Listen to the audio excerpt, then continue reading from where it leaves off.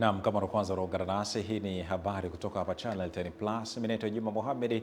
Karibu tuweze kutazama habari za biashara na uchumi usiku huu wa leo, na tuanze kuangazia taarifa kutoka Benki Kuu ya Tanzania kwa maana ya BOT, ambapo Benki Kuu ya Tanzania imewahimiza wachimbaji wadogo wa madini ya dhahabu nchini kuendelea kuiuzia benki hiyo, ikieleza kuwa wamejipanga kuhakikisha wanapata manufaa stahiki. Mrisho Sadiki ni shuhuda wa taarifa hiyo.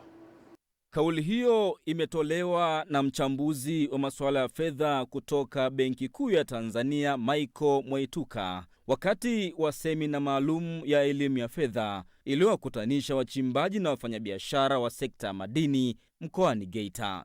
Ambayo programu hii pia inafanywa na Benki Kuu ya Tanzania. Tunasema ni Domestic Gold Purchase Program.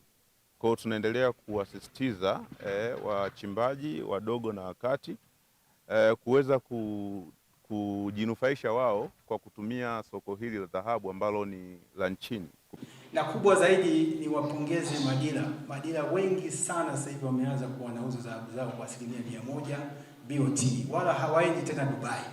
Kwa hiyo msiwaue hawa, mwawezeshe vizuri, kama ni mikopo mwaongezea. Kwa upande wake, kaimu katibu tawala mkoa wa Geita Herman Matem amesema kuwa mkoa huo umeendelea kuchukua hatua madhubuti kudhibiti vitendo vya utoroshaji wa madini ya dhahabu. Kwa mkoa unaendelea kudhibiti utoroshaji wa madini kwenye maeneo ya mipaka ya mkoa wa Geita kwa kushirikiana na mamlaka za udhibiti ikiwemo vyombo vya ulinzi na usalama ili kuhakikisha madini yote yanayozalishwa yanauzwa katika soko la madini na vituo vya ununuzi madini vinavyotambuliwa na serikali. Mimi niwashukuru kwanza BOT kwa ujio wenu wa leo.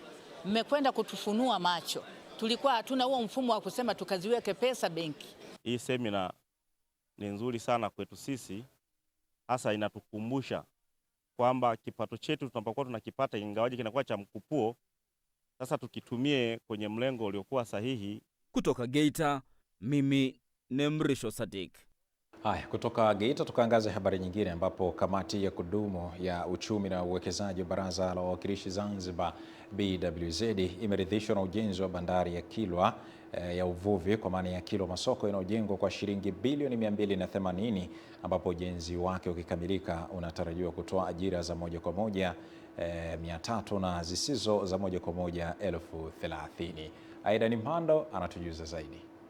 Wajumbe wa kamati hiyo wakiongozwa na mwenyekiti wake Makame Mohamed wanatembelea ujenzi wa bandari ya uvuvi ya Kilwa Masoko ambayo ujenzi wake umefikia 97% na kujionea hatua mbalimbali zilizofikiwa, huku wakieleza kuwa wameridhishwa na ujenzi wa bandari hiyo na kumshukuru Rais wa Jamhuri ya Muungano wa Tanzania Daktari Samia Suluhu Hassan na Rais wa Serikali ya Mapinduzi ya Zanzibar Dr. Hussein Ali Mwinyi kwa kuhakikisha ujenzi huo unakamilika. Lakini pia nataka niwaambie kwenye hii pongezi, Mheshimiwa Waziri, ningeomba zaidi wakati inapoanza kufanya kazi, tutakapokuja tuwakute Watanzania walio wengi zaidi kuliko wageni katika ufanyaji wao wa kazi. Tunashukuru kwanza maoni ya marais wetu wawili, ikiwemo Rais wa Muungano pamoja na Rais wetu wa Zanzibar, kwa sababu hiki kinachofanyika hapa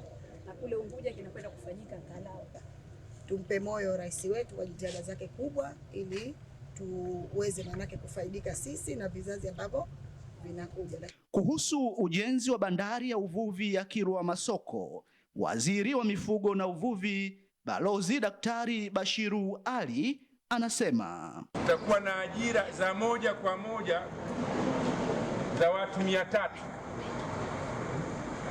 na zile zisizo za moja kwa moja 30,000. Tutakuwa na viwanda vya kusindika samaki kuwaongezea thamani. Lakini wananchi wa wilaya ya Kilwa, mkoa wa Lindi na Tanzania nzima tutanufaika na mradi huu. Tunaomba sana mtupelekee salamu zetu kwa Dr. Samia Suluhu Hassan, rais wetu. Na mradi ni mkubwa sana na unatija sana kwa wanakilwa, kwa sababu kama alivyosema waziri pale, una ajira kwanza 300 za kudumu, alafu una ajira 30,000. Tuna imani kwa ajira hizi na wanakilwa zikipatikana, Kilwa inaenda kubadilika na mkoa na taifa kwa ujumla tutakuwa na maslahi mapana sana. Bandari hiyo ikikamilika itatumiwa na wavuvi wakubwa wadogo na wakati. Kutoka Kilwa Masoko mkoani Lindi, mimi ni Aidan Mhando. Haya, kutoka huko Kilwa Masoko kwingineko, wajumbe wa kamati ya utalii, biashara na kilimo ya Baraza la Wawakilishi Zanzibar wameshukuru mamlaka ya vipimo Zanzibar ZAWENA kwa kutumia teknolojia ya kisasa ili kuongeza ufanisi katika kazi za upimaji na udhibiti wa ubora. Huyu hapa Margaret Malisa.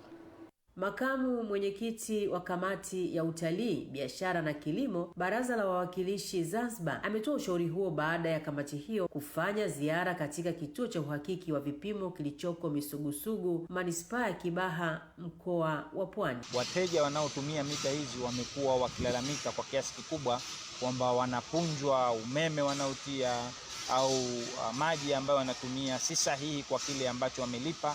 Kwa hiyo tumeona wenzetu wana vipimo vya kisasa ambavyo vinawahakikishia kwamba maji yanayotumika ndiyo maji mteja ambayo amealipia, au umeme ambao anatumia mteja ndiyo umeme ambao ameulipia. Afisa mtendaji mkuu wa WMA Alban Kiula amesema lengo la ziara hiyo ni kubadilishana uzoefu na kujifunza mbinu bora zitakazosaidia kuboresha sekta ya vipimo Zanzibar. Pendelea sana huduma ambayo tunaitoa, na hata kabla hawajatembea sisi tumekuwa tunashirikiana na ZAWEMA kama nilivyosema hapo awali, na wenzetu wa ZAWEMA wamekuwa wakija hapa kwa maana ile mamlaka ya vipimo Zanzibar kuja kufanya uhakiki kwa maana ule wa kufanya uidhinishaji wa miundo ya mita za maji ili wawe na uhakika sasa mita inayotumika kule Zanzibar iko katika vipimo ambavyo vinakubalika kisheria.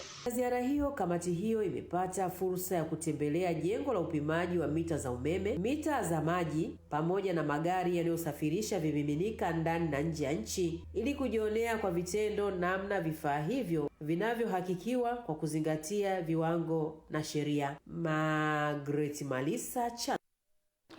Asante Margaret Marisa kwa taarifa hiyo, na ndio inatuhitimishia habari za biashara na uchumi usiku huu wa leo ambazo zimesoma nami hapa Juma Mohamed. Tupate mapumziko mafupi. Mwanamichezo Lulu Ali atakuja hapa kutujuza kunani hasa kwenye upande wa michezo na burudani. Endelea kutazama Channel 10 Plus.